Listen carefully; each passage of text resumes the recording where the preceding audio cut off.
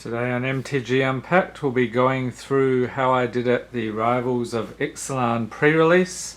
We'll take a look at the pools and also what I came up with a deck, so this will have a little bit of a deck tech segment.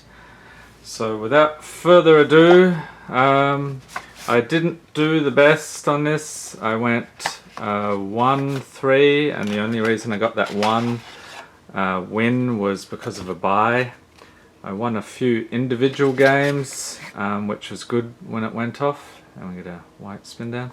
But otherwise, yeah, not a fantastic showing. But I'll be curious if anybody had any other ideas over what I could have done to build my deck. So let's take a look at what you get here.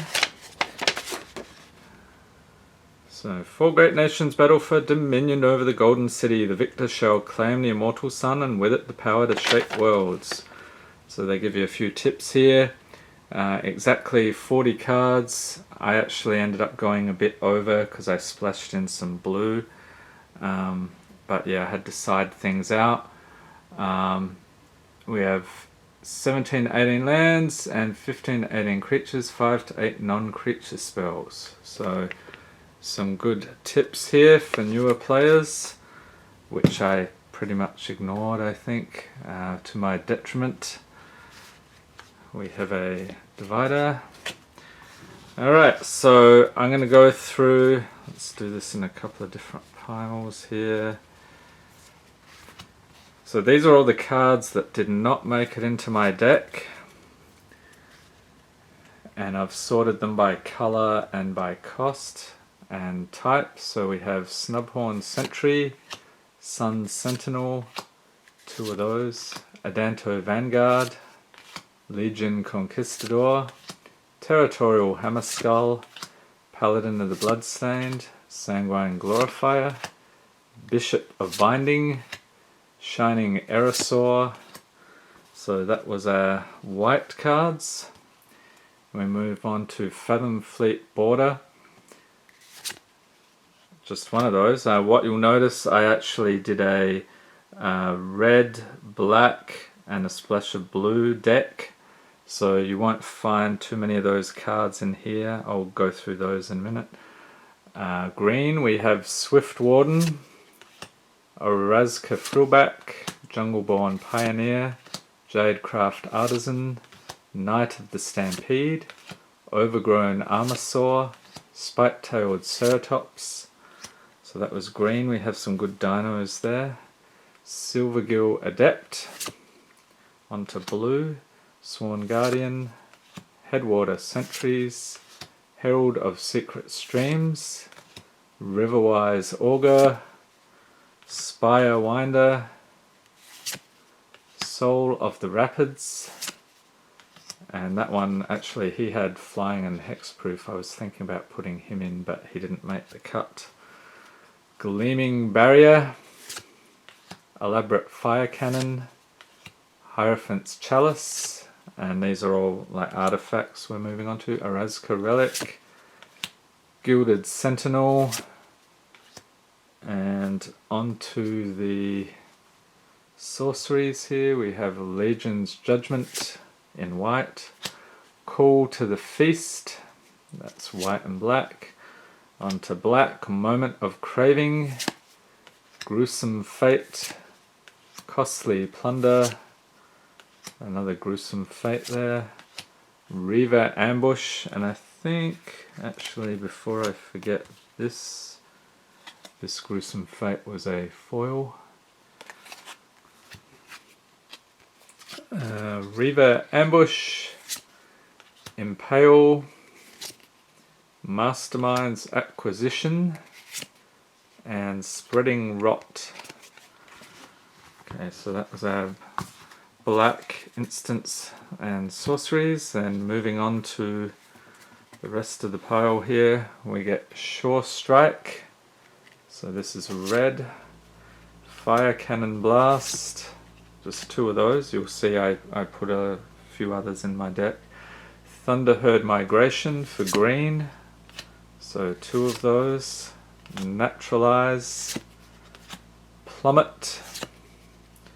River Herald's Boon, Strength of the Pack, Opt, Sea Legs, One with the Wind, Water Not, Induced Amnesia, Crashing Tide, Pirate's Prize, and then on to the lands. I had Forsaken Sanctuary, Foul Orchard, didn't end up using these, and our tokens, we had a Vampire, Elemental, Dinosaur, we get Island, and this one's obviously my BFZ that I got mixed up in there, Mountain, Swamp, 2 of those, Forest, and I get some treasures and a City's Blessing. Alright, so we'll see, I'll put these aside.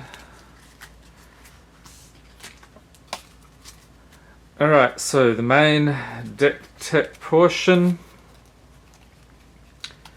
Let's separate out the lands here.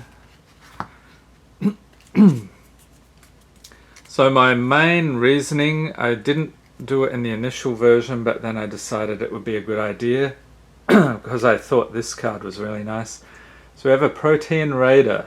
This is a 2/2 for 1 and island and a mountain. Has Raid. If you attack with a creature this turn, you may have Protean Raider enter the battlefield as a copy of any creature on the battlefield. Imitation is a sincerest form of piracy. So this came in handy quite a few times for copying the opponent. I think it actually led to a win in a couple of cases when I copied one of my flying vampires. So I just kept hitting them repeatedly. So that was Protean Raider. Deadeye Brawler. This one has Death Touch. This is a 2/4 for 4 mana. Also Island in the Swamp. Has Ascend, which is if you control 10 or more permanents, you get the City's Blessing for the rest of the game. I think I had that at one point. We'll see another card in here that has that. Whenever Deadeye Brawler deals combat damage to a player, if you have the City's Blessing, draw a card. Everybody was thinking the Ascend mechanic, it wouldn't really trigger, but I heard a lot of people saying they were surprised how often it triggered because you're counting everything. You're counting lands, you're counting your creatures, anything else on the battlefield there is really counting as a permanent. Any artifacts you have out, any enchantments. So this one didn't really do a lot of heavy lifting for me. Then we move on to the pirates. So we have a Fanatical Firebrand, Goblin Trailblazer. So I had 2 of those. And you may be able to see why I went this color route, just because of the mana curve and the variety of creatures that I had. Fathom Fleet Firebrand, Telenali's Crown, Nest Robber, Bombard, Brazen Freebooter, Stampeding Horncrest, Stormfleet Arsonist. So that was our red.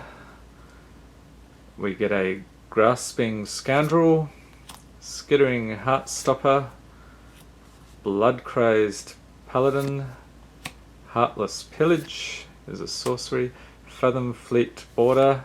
So these did a lot of heavy lifting for me, 2 of those. This was probably the standout card, at least one game, may have even been 2. Twilight Prophet, this is a Vampire Cleric, flying 2/4 for 4 mana, has Ascend. At the beginning of your upkeep, if you have the City's Blessing, reveal the top card of your library and put it into your hand. Each opponent loses X life and you gain X life, where X is that card's converter mana cost.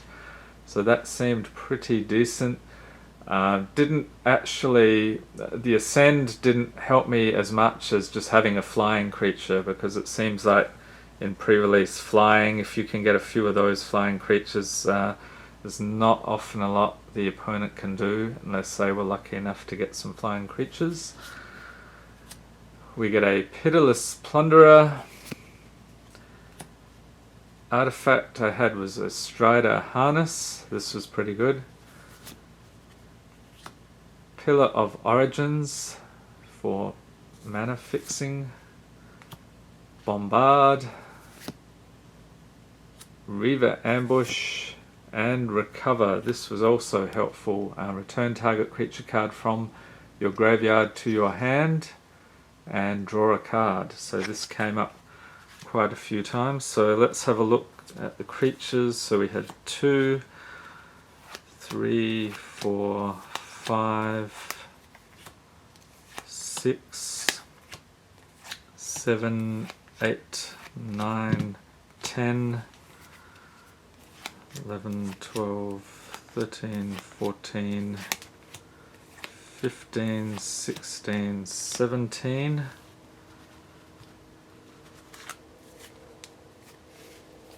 think that was it. So 17 creatures. We had 2 artifacts, sorceries and instants and enchantments. So we had 1, 2, 3, 4, 5 and 6. And then if we go through the mana base, so we had 1, 2, 3, 4, 5, 6, 7 mountains, because I had roughly 50-50 split between the red and the black. And we have 1, 2, 3, 4, 5, 6, 7, 8 swamps. Here's the splash for the islands, 2 islands. And these were good finds. So we had Unclaimed Territory, so that was, I selected Pirate as the creature type, so that allowed me to add 1 mana of any colour to my mana pool for casting my pirates. And that really helped when I had the splashing in the blue. And then Evolving Wilds, just searching for a basic land card, so that helped me also get to the islands. So it didn't seem to be a big problem getting the islands when I needed them. The biggest problem I had with this deck, I had some mana issues. I either had too much mana, I just kept drawing lands, or not enough. And so the games where I won, I actually had consistent mana, and I was able to get some of these low mana creatures out from turn 1, getting out my Twilight Prophet. Whenever I had this, the game was much stronger, flying. We've got our red pirates and other creatures. And yeah, the Protean Raider was probably my favourite card. This was actually the pre-release card. You can see the stamp on there.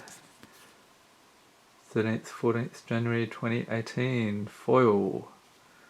So that was the standout, and that's pretty much, I won't say I built the deck around this, because I didn't. It was really more, I had a lot of variety with the pirates, and red-black seemed to be the direction this deck was pushing me, so that's where I ended up going. If you spotted anything else, I think there could have been maybe some green-blue options here, but I'm not sure how well that would have gone. I don't think there was a lot of variety. We had a lot of high mana things here, although these blue spells look pretty decent. So let me know in the comments, what do you think? How well did you do at pre-release?